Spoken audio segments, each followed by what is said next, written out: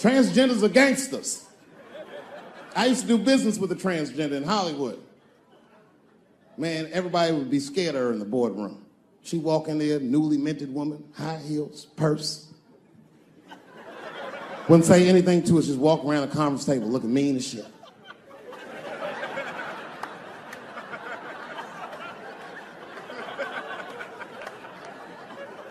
And then she walked to the head of the conference table, stare at us all, reach in her purse and pull her old dick out and throw it on the table. Let's talk business, gentlemen. Ah! And sitting next to the bees, all the way in the back seat by themselves, looking out the window, that's the T's. Everybody in the car respects the T's, but everyone also resents the T's. It's not the T's fault, but everyone in the car just feels like the T's are making the trip take longer. Anything the T's say gets on everybody's nerves. And then the T's don't even say anything bad. They just be in the back talking to themselves. I'm hot. Shut up. Shut the fuck up, okay? Just roll the window down, you bitch. I don't know what you... What? Just said I was hot. Could you pull over at the next exit? I need to use the restroom. There is not a restroom for you for 4 states, nigga. Will you just shut the fuck up so we can get where we're going? My wife's friend, Stuart, told me that. My wife has a lot of gay friends. Stuart's their leader. She has a lot of gay friends. And I don't like them. Not because they're gay. I'm just judging them on the merits of their character. They're just not nice dudes. They're rude house guests. They're sitting on my couch, giggling with my wife, eating my mother macaroons. And I come in, they act like the party's over. Hey, Stuart, what's going on? This guy talks to me the way a cat would speak if a cat could talk. Hi, David. He always must have some kind of gay political argument. The last one was about a petition in federal court to take the words husband and wife out of the law. I said, well, why would you want those words out the law? He said, because it discriminates against same-sex couples. I was like, niggas, please save me the semantics. Just trust me, take your chips and get the fuck out of the casino. You're about to crap out, go outside, talk that over amongst yourselves, and whichever one of you is gayer, that's the wife. I remember I was at this bar one time. This is that kind of bar it is. I was in there one time, I was fucked up, and I turn around to everybody in the bar, I go, hey, everybody, I'm gonna buy everyone in the bar around the drinks. And all the motherfuckers like, hoorah! And the bartender knew I was drunk, so she pulled me aside. Miss Chappelle, are you sure about that? That's going to be $16. Guess who was in the bar? I thought I was seeing things. I looked across the room, and I saw the trans bitch from the picture. I said, what is a trans person doing in a place like this? This is very dangerous behavior. And she was with 2 big, buff, gay black dudes. I didn't know these dudes, but I know they was gay. If they had a dick in their mouth, they wouldn't look any gayer than they did just sitting there. They had 1980s gay face. You know what that is? Remember in the 80s when gay people looked surprised all the time?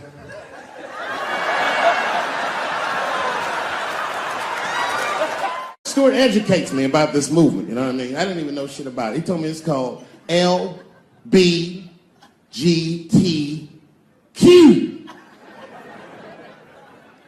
I was like, what the fuck is the Q? Does that even make sense, Q? Turns out Q is like the vowels. That shit is sometimes Y. It's for gay dudes that don't really know they're gay. You know what I mean? Like prison fags who are like, well, I'm not gay, nigga. I'm just sucking these dicks to pass the time. I'm not G, I'm Q. Ugh. And now we get to the core of the crisis. What is a woman? What is that in this day and time? Is there even such thing as a woman or a man or anything? Seems to be a question nowadays. Now listen, women get mad at me. Gay people get mad at me. Lesbians get mad at me. But I'm gonna tell you right now, and this is true. These transgenders, these niggas want me dead. I've gone too far. I've said too much. And I gotta tell you, I'm very worried about it. I'm not even joking. Every time I come out on stage, I be scared. I be looking around the crowd, searching for knuckles and Adam's apples to see where the threats might be coming from. A nigga came up to me on the street the other day. He said, "Careful, Dave, they after you." I said, "What?"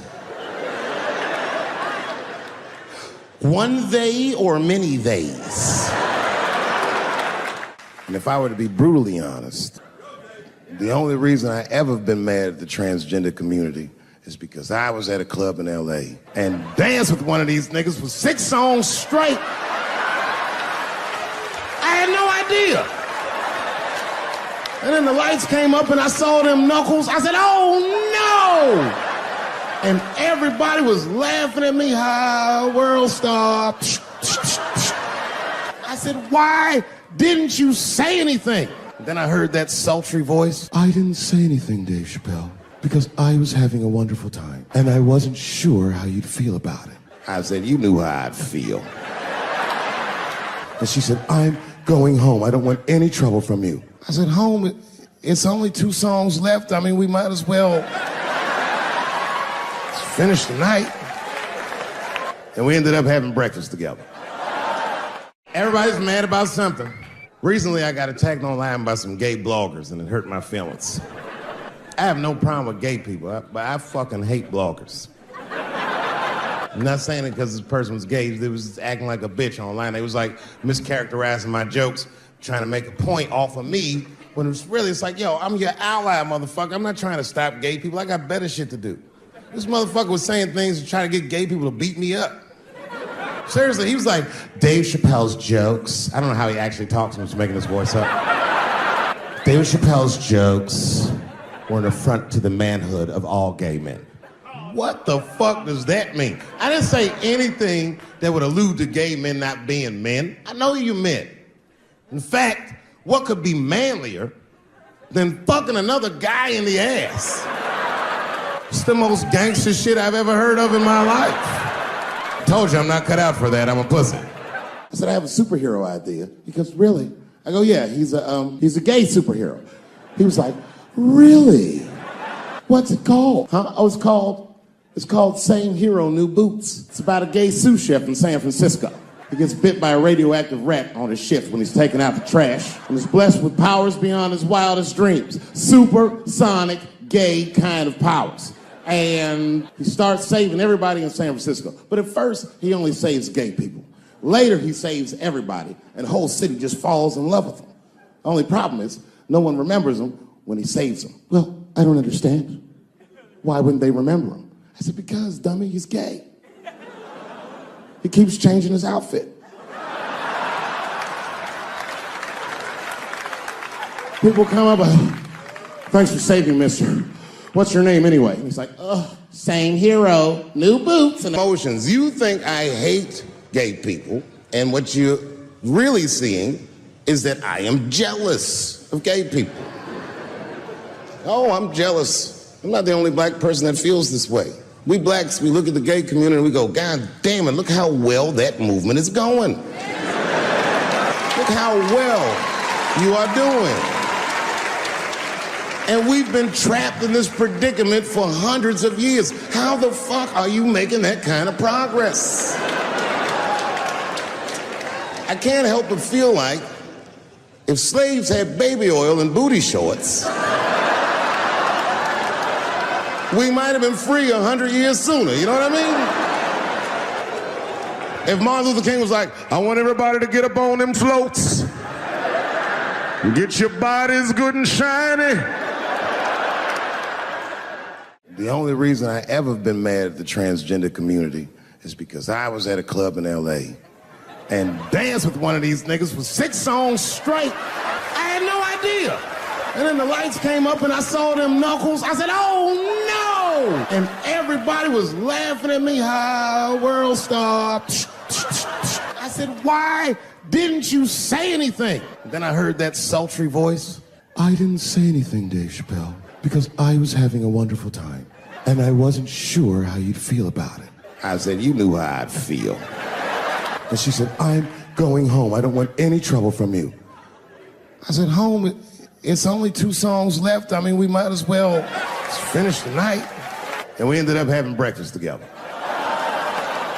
I'll grow up. That doesn't make me gay. I just titty fucked her. His titties are as real as any titties in L.A. 2 o'clock in the morning, I was just borrowing a little friction from a stranger. Whoops!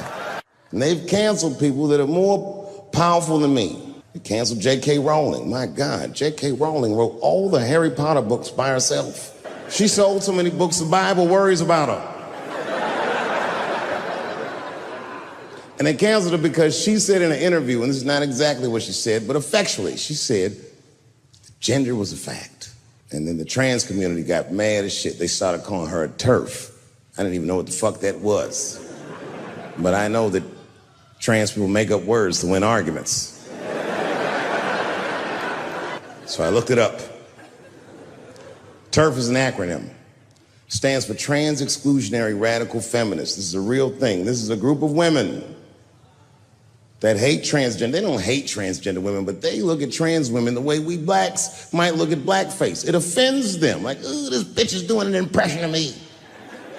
I came in the club minding my own business, and a woman came up to me. She goes, oh my God, Dave Chappelle. And I was just being reciprocally nice. Hey, miss, how are you? Blah, blah, blah. But I ain't talk. Nothing to it. And all of a sudden, this lesbian fellow stepped between us.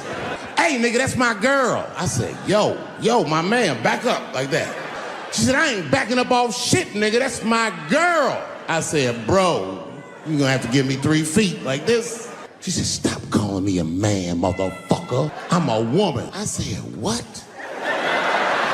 And then I looked deep in this nigga's cheekbones. I said, oh my God, you are a woman. It was just too much for me to even wrap my mind around. But I tell you what, I unballed my fist immediately, and I softened my posture so that she would know she's in no danger.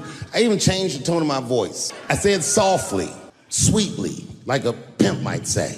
Bitch, I'm about to slap the shit out of you. I'm goddamn sick of it. This is the worst time ever to be a celebrity. You're gonna be finished. Everyone's doomed. Michael Jackson has been dead for 10 years, and this nigga has 2 new cases.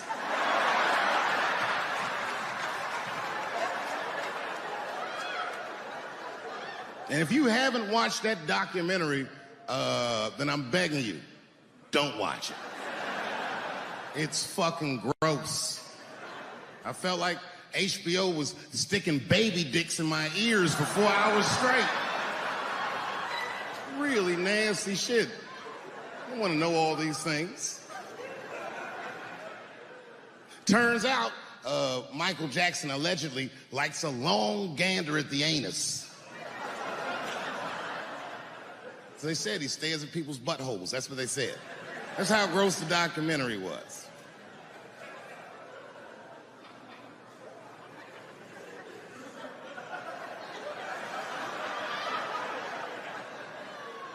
I'm gonna say something that I'm not allowed to say.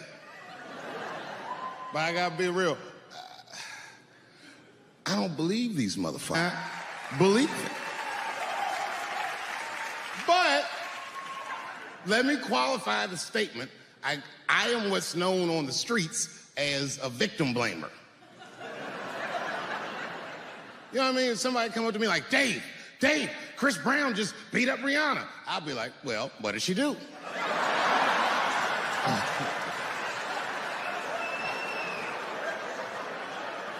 Dave, Michael Jackson was molesting children. Well, what were those kids wearing at the time?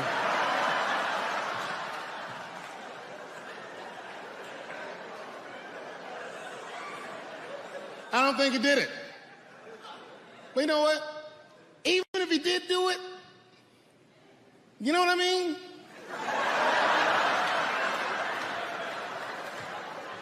You know what I mean?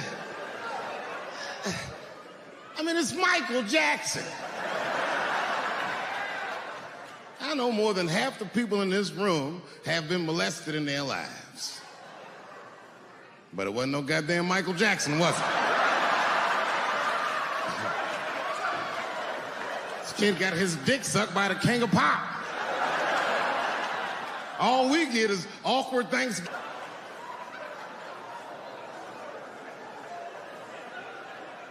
You know how good it must have felt to go to school the next day after that shit? Hey, Billy, how was the weekend? How was my weekend? Michael Jackson sucked my dick. And that was my first sexual experience. If I'm starting here, then sky's the limit.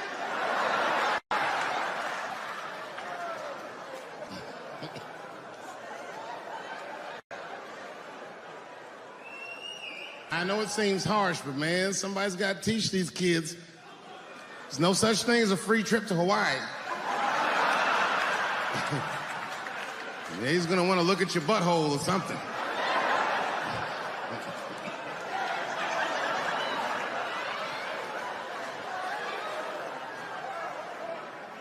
You know why I don't believe it?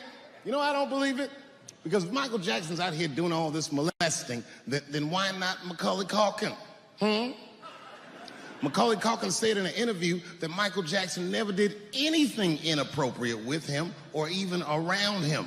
Think about that shit. You know, I'm not a... But if I was...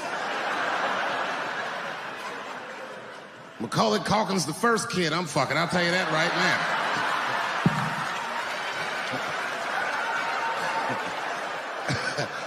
I'd be a goddamn hero. Hey, that guy over there fucked the kid from Home Alone. And you know how hard he is to catch.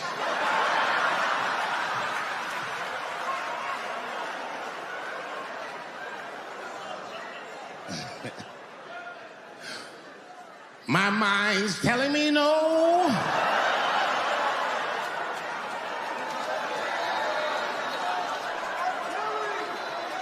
Okay, R. Kelly is different. I mean, you know, if I'm a betting man, I'm gonna put my money on he probably did that shit. I'm pretty sure he did that shit. You know, it was bad, okay, so a couple years ago, I was doing a show in Detroit, and I'm sitting backstage in my dressing room. A friend of mine comes by, this chick, Dream Hampton. Dream tells me, right before I'm going on stage, she goes, Dave, I'm working on a documentary about R. Kelly. Would you like to be in it? And I was like, nah, bitch, I'm cool. I went on stage, I just forgot about the shit. And then 2 years later, the documentary comes out, Surviving R. Kelly.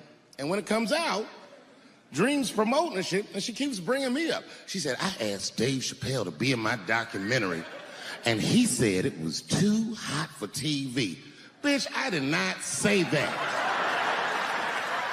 That does not even sound like how I talk. Oh, that's too hot for TV? I would never say that shit.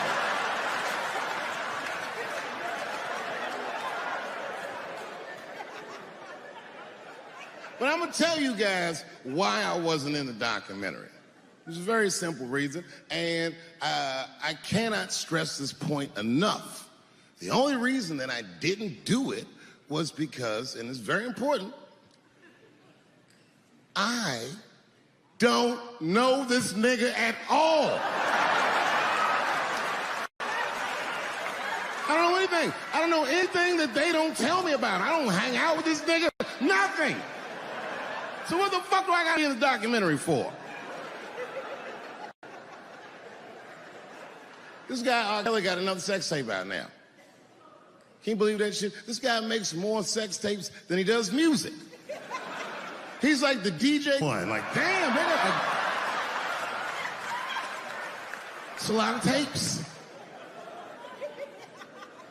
The new one's so bad that they didn't even show it. I've never seen anything like this. The prosecutor in Chicago came out in a press conference and read to the media a transcript of a sex tape. Have you ever heard of such a thing? This nigga read the sex tape. And it was so bad that R. Kelly sounded guilty in the transcripts. It's fucking amazing. 16 times the girl's age was mentioned. Isn't that crazy? This motherfucker's an idiot. He was fucking her like, yeah, this is the best 14-year-old pussy I've ever had in my life. And she was like, you like this 14-year-old pussy? He's like, oh yeah, I love this 14. I'm like, man, you need to shut the fuck up. You gotta give your lawyer something to work with. You're supposed to be on the tape like, this is the best 36-year-old pussy I've ever had in my life. And then your lawyer gonna be like, Your Honor, clearly my client thought that this woman was 36, as he mentioned some 16 times in the tape. They gonna know you lying though, you know what I mean? Everybody knows no such thing.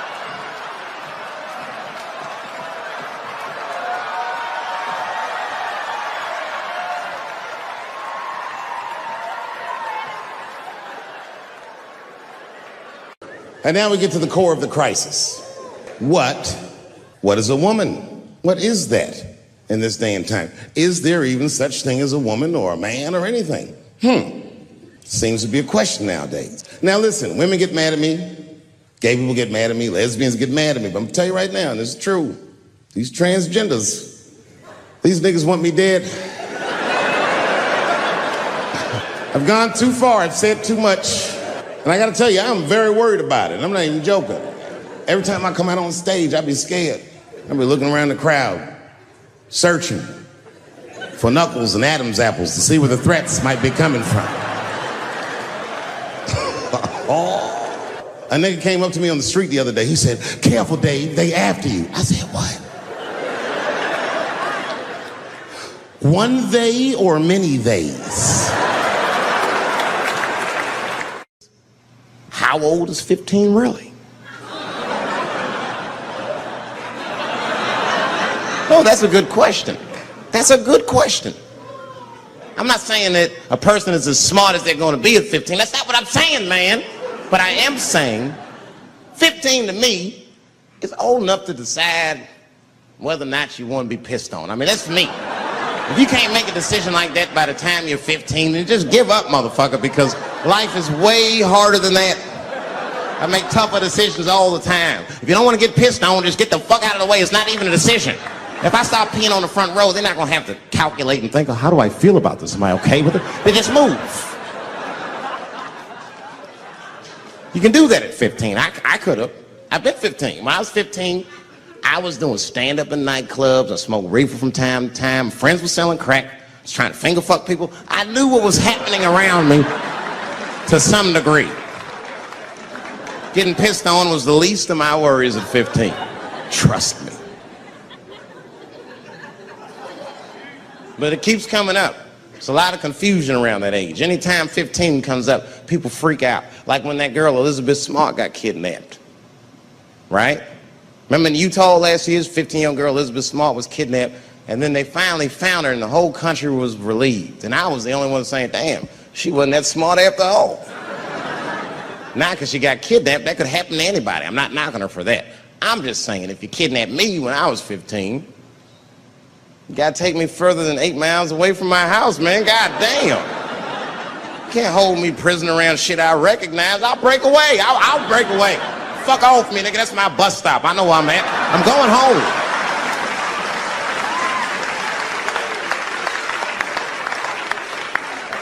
She was missing for 6 months, 8 miles away from my house. And it was a great night. I remember the late, great Paul Mooney was there. A bunch of fly-ass comedy niggas was there. And we all went backstage and was just drinking and talking shit and laughing, and Daphne stole the room. She had everyone cracking up, spinning the yarn, telling us all these crazy stories about shit she be into. We all laughing real hard, and then she's telling us, and everyone's laughing. I'm looking around, I'm like, oh my God, she is funny. I pulled her aside and I said, you're hilarious. I didn't know that when you were on stage. I said, you're doing some things wrong, but I can help you. I said, anytime I'm in San Francisco, why don't you open the show for me, and I'll just try to give you some pointers, see if you can't work this thing out. And she said, are you serious? I was like, yeah. And she grabbed me real tight, hugged me, squeezed me, and I pushed her off violently because I'm transphobic. I said, boundaries, bitch.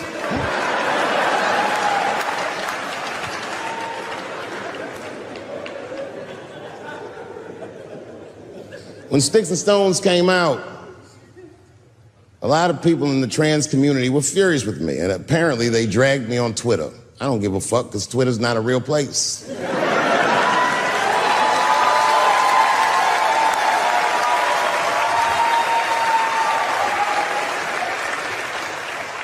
And the hardest thing for a person to do is go against their tribe if they disagree with their tribe. But Daphne did that for me. She wrote a tweet that was very beautiful, and what she said was, it was almost exactly what she said. She said, punching down on someone requires you to think less of them. And I know him, and he doesn't. He doesn't punch up, he doesn't punch down, he punches lines, and he's a master at his craft. That's what she said.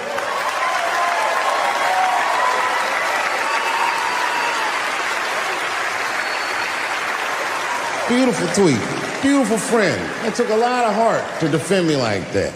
And when she did that, the trans community dragged that bitch all over Twitter. For days, they was going in on her, and she was holding her own because she's funny. But 6 days after that wonderful night I described to you, my friend Daphne killed herself. Oh, yeah. It's a true story. My heart was broken. Yeah, it wasn't the jokes. I don't know if it was them dragging her. I don't know what's going on in her life, but I bet dragging her didn't help. I was very angry at them. I was very angry at her. I felt like Daphne lied to me. She always says she identified as a woman, and then one day she goes up to the roof of a building and jumps off and kills herself. Clearly, only a man would do some gangster shit like that.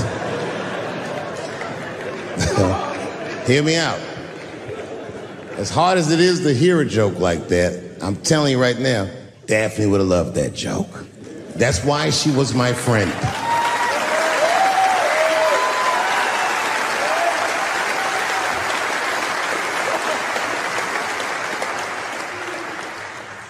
I was reading her obituary, and I found out she was survived by a daughter.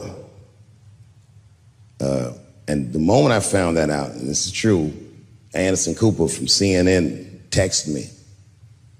And all he said was very nice. He said, "I'm sorry to hear about your friend." And I texted him right back, "New phone, who this?"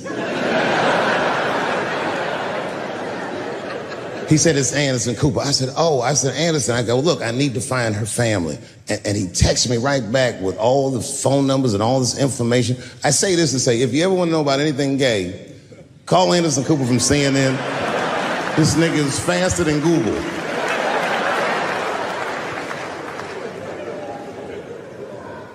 What I did is I got in touch with her family and I started a trust fund for her daughter, because I know that's all she ever really cared about.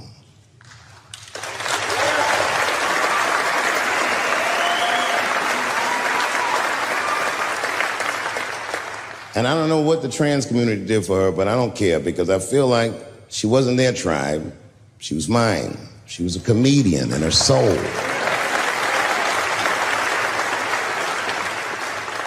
Her daughter is very young, but I hope to be alive when she turns 21, because I'm going to give her this money myself. And by then, I'll be ready to have the conversation that I'm not ready to have today. But I'll tell that little girl, "Young lady, I knew your father." And he was a wonderful woman.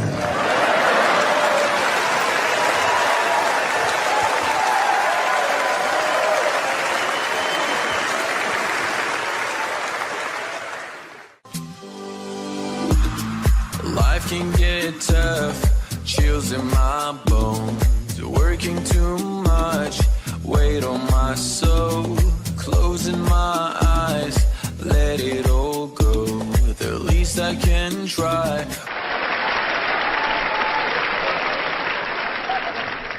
Sometimes, sometimes racism works out in black people's favor. Now, it doesn't happen often. It happens very rarely, but when it happens, it is fucking sweet.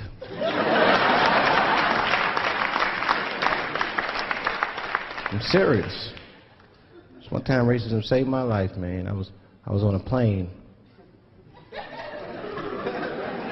I was coming from overseas, and I don't know how this guy got a machine gun on the plane, but he stood up, man. He said, "Everybody, get on the fucking ground. Nobody look at my face." I started freaking out. Because he was Chinese, I was like, why is he talking like that?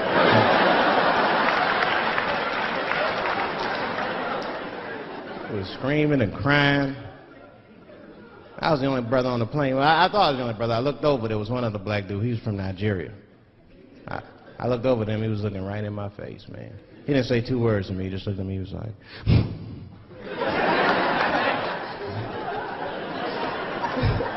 He didn't need to talk, I knew just what he was talking about. I looked right back at him, that's right.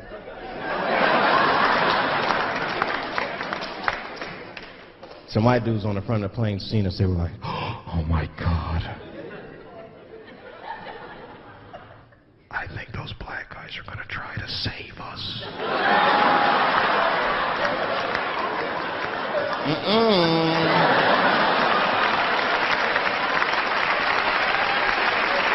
We were just communicating that we understood the situation. We were both seeing the same thing. What we understood was simple. Terrorists don't take black hostages. That's the truth. I have yet to see one of us on the news reading the hostage letter. They is treating us good. We all chilling and shit. I'd like to give a shout out to Ray Ray and Big Steve and Central Newport.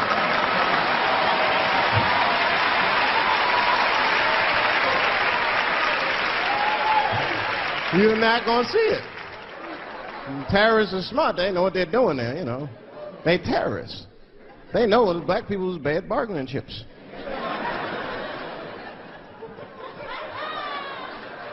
They called the White House. Hello? We have got 5 black... Hello?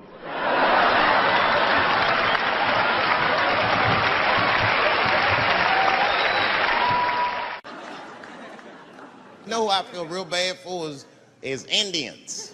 Everybody feels bad for Indians. They get dogged openly because everybody thinks they're dead. These motherfuckers are not all dead, all right? With my own eyes, I've seen a gathering of 1,500 Native Americans. They were all gathered in one place. The place is called Walmart in New Mexico. There's Indians everywhere. I'd never seen Indians before. I wasn't even sure if they were Indians. It's fucked up, but I asked one of them. It's not nice, but I seen him in the sports section looking at bows and arrows. I had to say something. Excuse me. I don't mean to be rude. Are you an Indian? And he was cool. Yes. Yes, I'm Indian. Still didn't believe him. I had to test him to be sure. This is fucked up. But I had a gum wrapper in my pocket, so I balled that shit up and I threw it on the floor. And a single tear came out his eye. I said, oh, shit.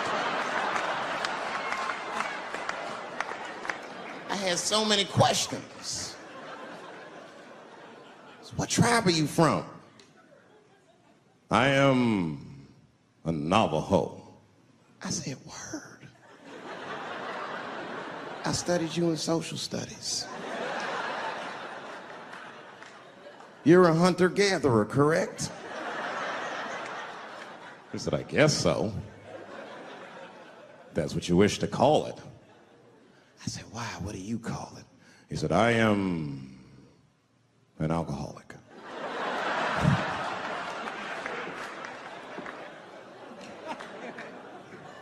I said, well, what's your name, dog? He said, please. Dog is my cousin. That was a good guess. My name is Running Coyote. What is your name, friend?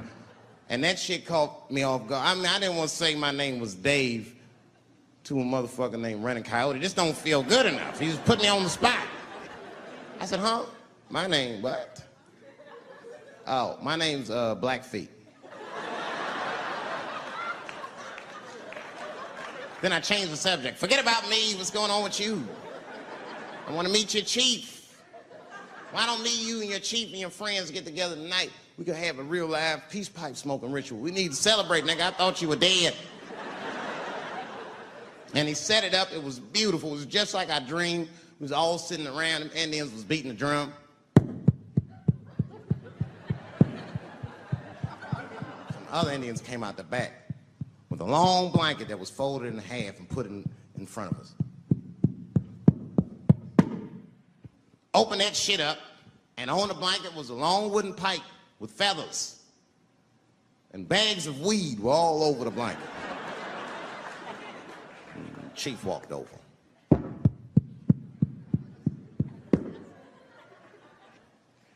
The big ones are 50. The little ones are 25. And these are 10.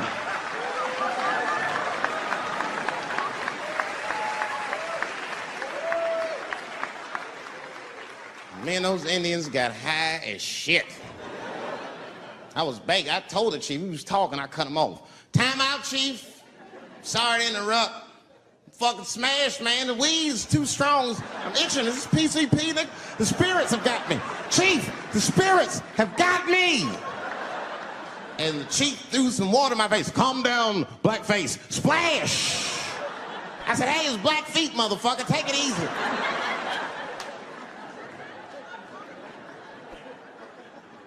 Blackfeet, you're welcome to stay amongst me and my tribe for the night until the spirits leave you. And they gave me my own teepee to sleep in, which sounds nice. I personally felt like it was a little fucked up, you know, because they all had houses, man. It's like, why can't I sleep with y'all in the house and watch TV? Nigga, I can't be on this grass all night.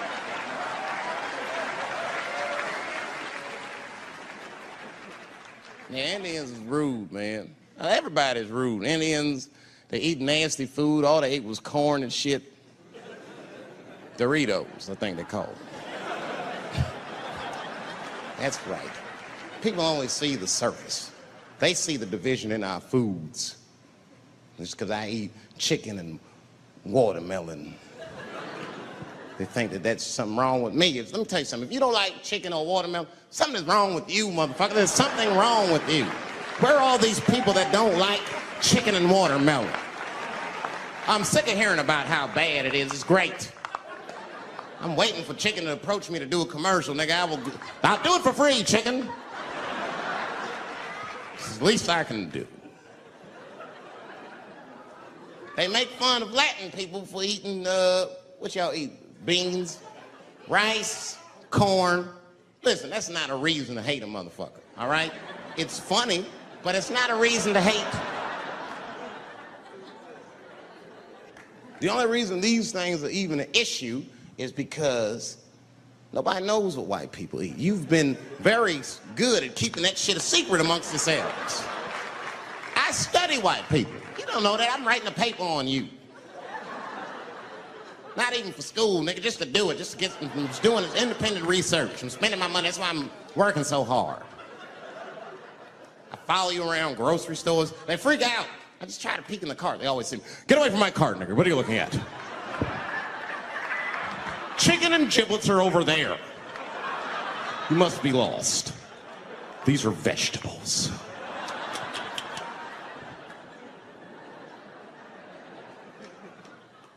I know what you drink.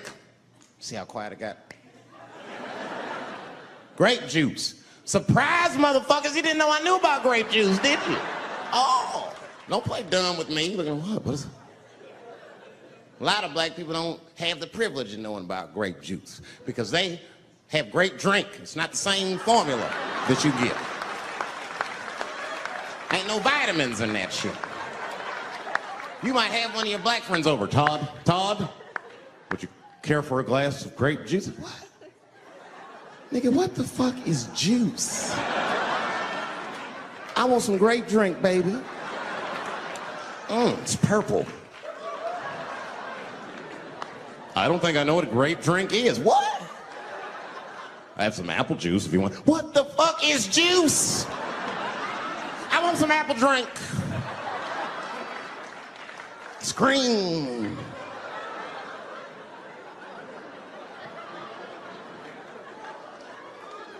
Remember that commercial for Sunny Delight when all the kids run in from outside playing? They all run to the fridge.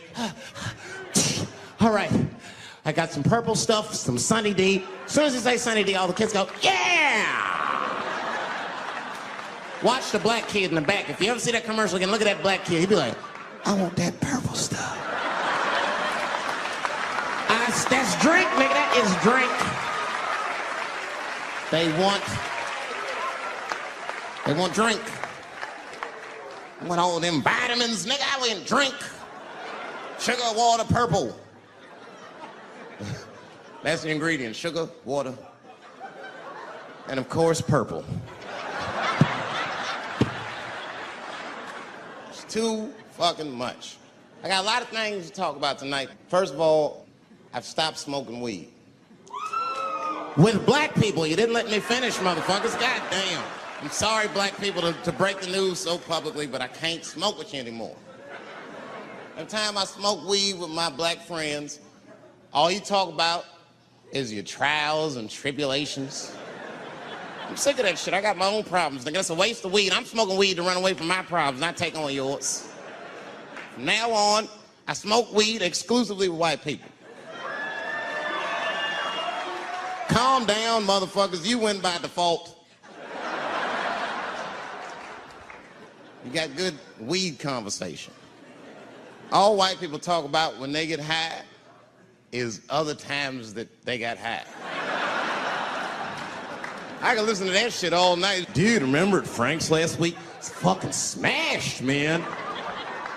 And catalogs everything they drink. 2 shots of Jaeger, tequila, 4 bong hits, man. Beer, cheeseburger. That shit is great. Only bad part is you cannot pass out around white people. Every time white dudes pass out around each other, they always do some borderline gay shit when the guy's asleep. Frank fell asleep, so he stuck a carrot in his ass and put shaving cream on his balls. Why, motherfucker? Why would you do that to a friend of yours? He trusted you enough to sleep around you? You gonna put a carrot in his ass? Is that nice? I tell you right now, if I put a carrot in a black dude's ass, a nigga will kill you when he wakes up for some shit like that. That is an automatic death sentence on the street. It's a rap for you.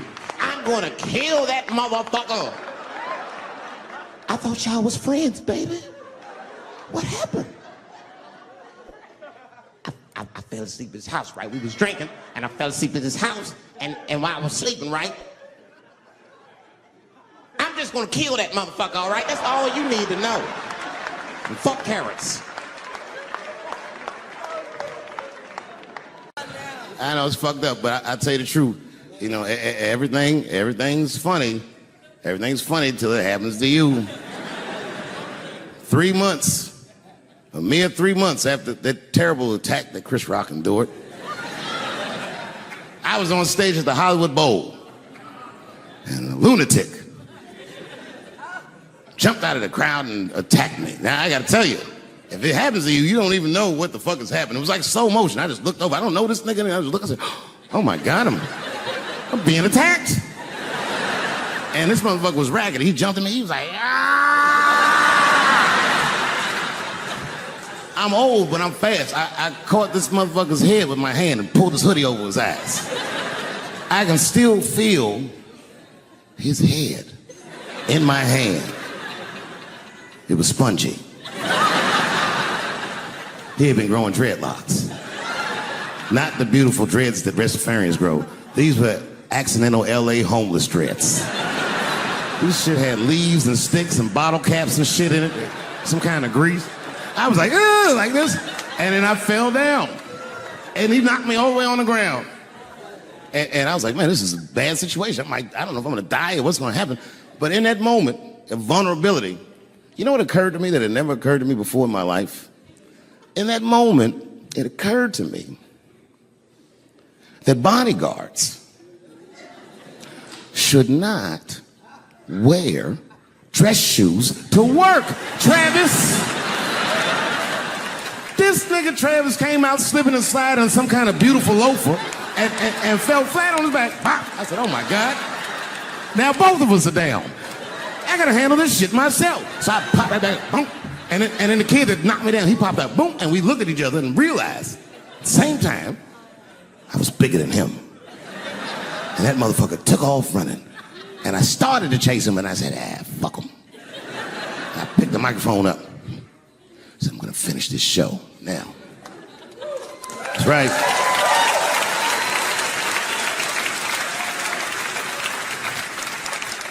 For 3 months before that, I'd been making fun of Chris Rock. And people would ask me all the time. They'd say, Dave, what would you do if you were Chris Rock and Will Smith slapped you in the face? And to this day, the answer is the same. Well, I don't know what I would have done. I've never been in a situation that extreme. But I do know now what Will Smith would not have done. And that is enjoy the rest of his evening. Man, listen. We gave that kid a good wall. We was whooping his ass. Not we, I mean, I was on stage trying to think of a joke to tell, but they was beating this nigga up right behind me. Everybody could see it. Everybody could see it. And I'm sitting up there trying to think of what to say. And I'm tongue-tied. Me, of all people, can't think of anything to say. Look at my karma. Just that moment. Of all the people in the world, Chris Rock walks from backstage, walks up to me in front of 20,000 people, grabs the mic out of my hands and looks at the crowd and goes, "Was that Will Smith?" Man, motherfuckers fell out of their chairs laughing. I was standing there looking stupid. I was fucking furious because I'm thinking in my mind, nigga, this is my attack. You got attacked 3 months ago. Now you have jokes. So I snatched the mic back from Chris and tried to get one off, but my shit did not go good at all. I didn't know what to say. I was just like, it was a trans man. And the crowd was like, boo. It's LA, we like trans people, boo. I know, I felt so bad. I felt so bad. But I know why I did it. You'd have to be there to understand, but man, when that guy tackled me, it was like it's like a movie or something. You gotta picture this. Picture a famous person you like. Every famous person you could imagine was at that show. It was like the biggest night that Hollywood had ever seen. And when that guy tackled me, he cleared the bleachers. I had to watch the tape afterwards to know this happened, but as soon as he tackled me, Jamie Foxx was the first motherfucker that jumped out of the crowd. He was wearing a white cowboy hat like he knew this shit was gonna happen to him. Never seen this nigga in a cowboy hat before. And Jamie started chasing that motherfucker around like any given Sunday. And that kid was fast as shit, was juking and shaking, and he broke Jamie's ankles, and he just kept running. And then Jon Stewart from The Daily Show ran from backstage and jumped at this motherfucker like Super Jew. He was like, ah! And the kid seen Jon coming, so he jumped back, and Jon went flying that way. And this kid was fast, and then he turned around. He sees the emergency exit. He starts running for the emergency exit. Just before he got to the door, motherfucking Puff Daddy from Bad Boy Records jumped in front of the door. That nigga was like,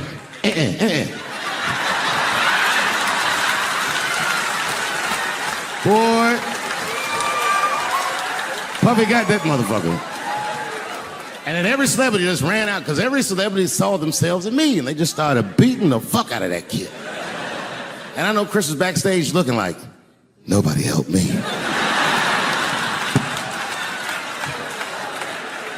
Everybody hates Chris.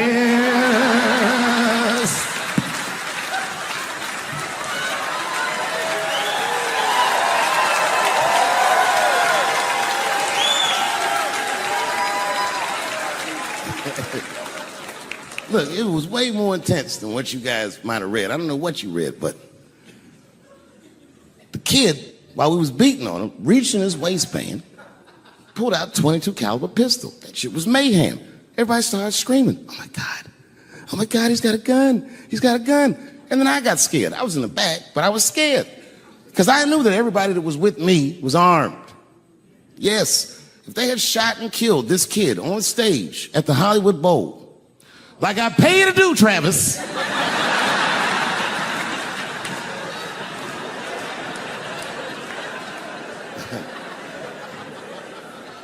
But Travis G'd up. Travis wrestled the gun out of the kid's hand, and then he took it like this and tried to chamber the round, and he couldn't.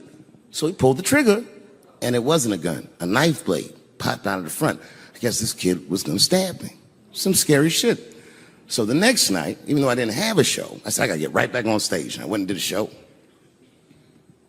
And someone in the audience screamed out, Dave, what happened with the attack? And I didn't know there was journalists in the room. All I said was that this nigga had a knife that identified as a gun. I got 6 more weeks of bad press for that joke. I didn't even do nothing to this nigga. That's not right. That was not right. And then the New York Post went to the jail and interviewed my attacker like he was some kind of hero. And I read that interview. It turns out the entire attack was my fault. Yes, I triggered him. I didn't mean to. I had done jokes about the homeless. It turns out this young man was homeless. And I mean, there's no way I could have known this. But I will say, for a homeless guy, this nigga had incredible seats.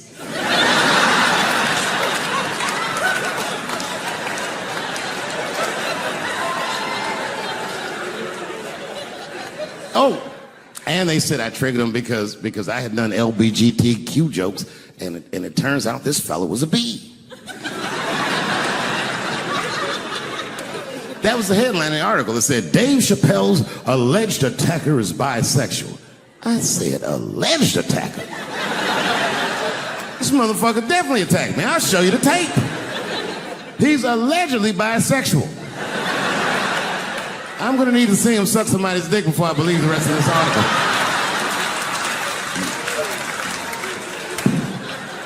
I read that shit in the paper. I was horrified. I said, oh, bisexual? I could have been.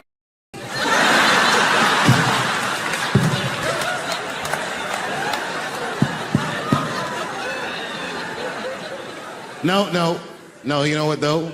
It's not funny because after all that madness ensued, I went to the hotel room. I was by myself and I opened the door and my wife was in there alone. She was sobbing, like sobbing. I said, oh my God, what's wrong with you, bitch? Did you get attacked too?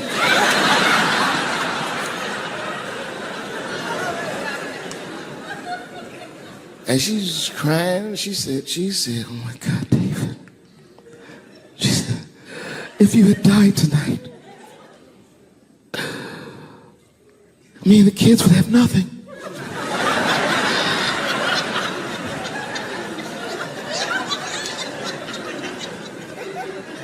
Then I knew it was serious. So I sat down on the bed next to her. And I reached in my pocket, I pulled some keys out that she had never seen before. She said, oh, what are those keys? And I gently placed them in her hands. I said, sweetheart, those are the keys to my safe deposit box. God forbid anything ever happen to me. But if it does, don't even worry about it. You and the kids have everything you need in that box. I've already taken care of it. And she was looking at them keys, and I could see her mind realize what we were actually talking about. And then she just started crying harder. And to be honest with you, that made me cry a little bit too. And we hugged each other real tight.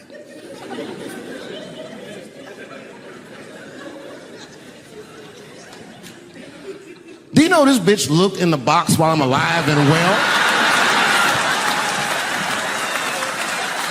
Who does that?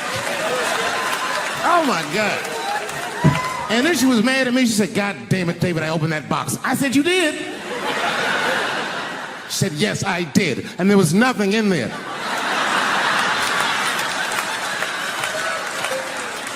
I said, nothing? Oh. She said, nothing except your stupid joke book. I said, whoosh. I said, well, sweetie, look. If you tell those jokes exactly how they're written, you and the kids should be fine. They're really good jokes.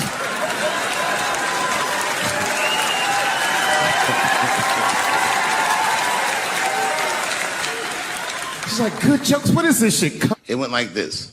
Ladies and gentlemen, this next young man coming to the stage is starting his comedy career tonight. Who knows? We may be witnessing the birth of a star. Please welcome David Chappelle.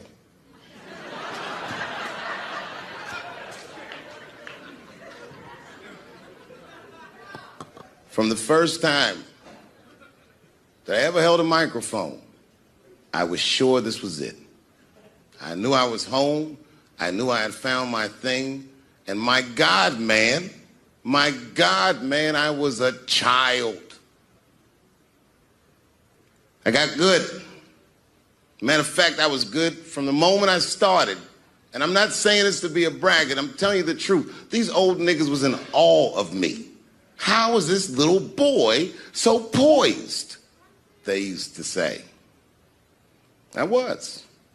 I mean, you know, I got better, but it started out good. About a year into it, when I was 15 years old, I had written a joke during the AIDS epidemic about having a Goodyear condom. Something, I don't even remember the joke. Something about an industrial strength condom by Goodyear. I just remember all the comedians really liked that joke. And there was an older comedian. And he came to me one night after the show, after he saw the joke, and he said, listen, I got an audition at another comedy club, and I was wondering, do you mind if I do that joke? I just want to borrow it. Now, I'm a kid. I don't know any better. I'm like, borrow it? Well, I guess, sure, if it'll help your career.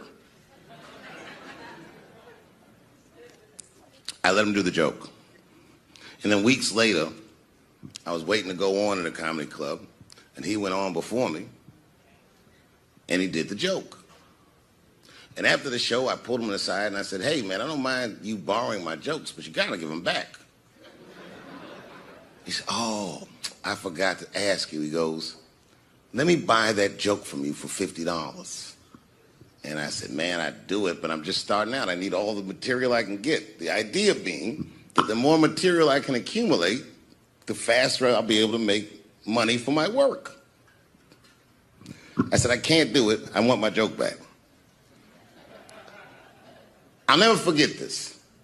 Remember, I was a 15-year-old child. This guy was a grown-ass man. He stood up over me so I could see how big he was. And he said to me, really? I can just take it. And he did. I got scared because I was a child. But I never forgot that. I never forgot that. I was 15 years old. I'm 47 now. I think about this guy all the time. When I look at my own kids and I see how young and innocent they are, I can't believe someone did that to me. And I don't think about it every day because that was the worst thing that happened to me. I think about it every day because that was the first time that someone ever did that to me. But in my career, it has happened many, many times since, where someone would intimidate me or scare me and take something that I believe was mine. I'll tell you another story. Now I'm 18 years old. I'm living in New York City, and I just finished my first road tour, which was a very difficult tour. I'll spare you the details. Now I'm back in New York, but my rent is paid, thank God. And I have $60 to my name, and a woman that I had met in Pittsburgh, a bad Dominican bitch,